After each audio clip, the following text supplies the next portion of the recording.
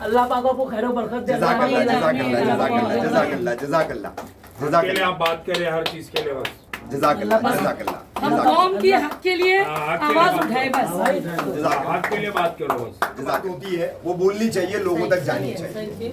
Train में जो बुजुर्ग अशरफ मनियार साहब के साथ में जो एक बिल्कुल उनके साथ में जो इतनी वहशियाना और दरिंदगी वाली मारपीट जो की गई और एक ही दिन में तीनों आरोपी जमानत पर छूट गए, ठीक है।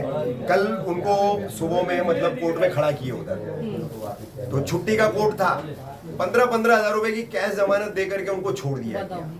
जैसे मुझे पता चला मेरा एकदम माथा घूम गया, तो मैंने सबसे पहले अवार्ड साहब से बात की उस मामले में। तो अवार्ड साहब बोले रफीक भाई बोलो तुम क्या करना चाहिए अपने को। मतलब साहब चल करके जीआरपी में अपने को चढ़ाई करनी है, सही बोले, समझे सफ्तर भाई? हाँ भाई। तो मैंने बोला अपने को जीआरपी में चढ़ाई करनी चाहिए। तो अवार्ड साहब बोले चलो मैं पहुंच रहा हूँ, तुम भी पहुंचो। मैं यहाँ से निकला, अवार्ड साहब बंगले से निकले और मेरे से 15-20 मिनट पहले वो पहुंच चुके थे। फिर मैं पहुंचा, उन्होंने वहां से डीसीपी की क्लास ली, सीनियर पीआई जो मैडम थी लेडीज उसकी क्लास ली। बोले हेट क्राइम तुमने दर्ज क्यों नहीं किया? मुसलमान बोल करके मारा गया है, दाढ़ी नोच नोच के मारा गया है और इसमें उनको चलती ट्रेन से फेंकने की कोशिश की गई, उनका पैसा लूटा गया। ये सब सेक्शन तुमने क्यों नहीं लगाए?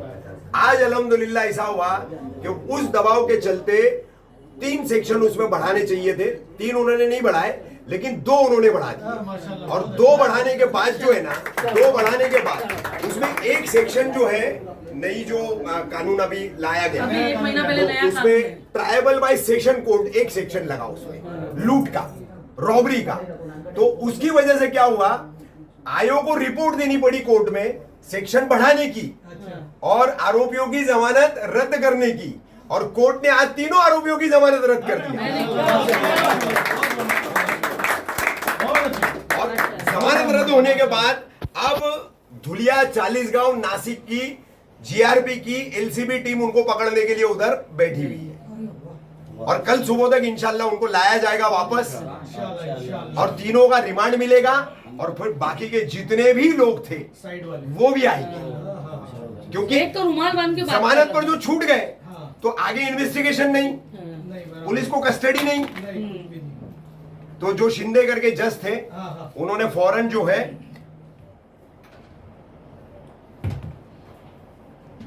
ऑर्डर किया, उसके अंदर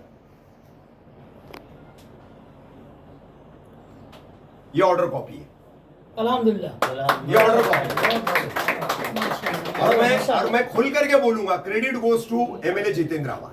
नहीं, अभी हमारा वही डिस्कस चल रहा था, मतलब कोई लाग लपेट वाली बात नहीं है।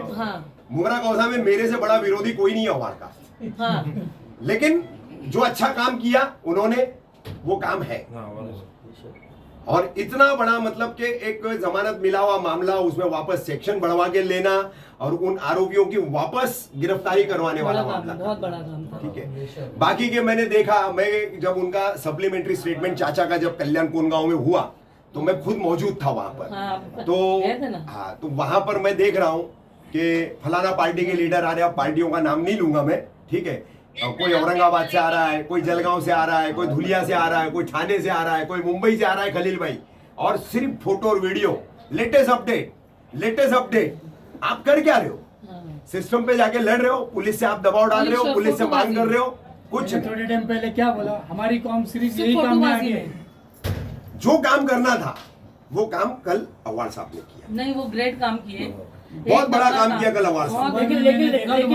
लेकिन रफीक भाई ठीक है, अवार्ड साहब ने किए, बहुत अच्छी बात है, अल्हम्दुलिल्लाह अल्लाह पाक ने उनके दिल में इंसानियत डाला अपने के। लेकिन सबसे बड़ा मुद्दा कि रफीक भाई ने इस मसले को उछाले, बहुत ऊपर तक बात गई।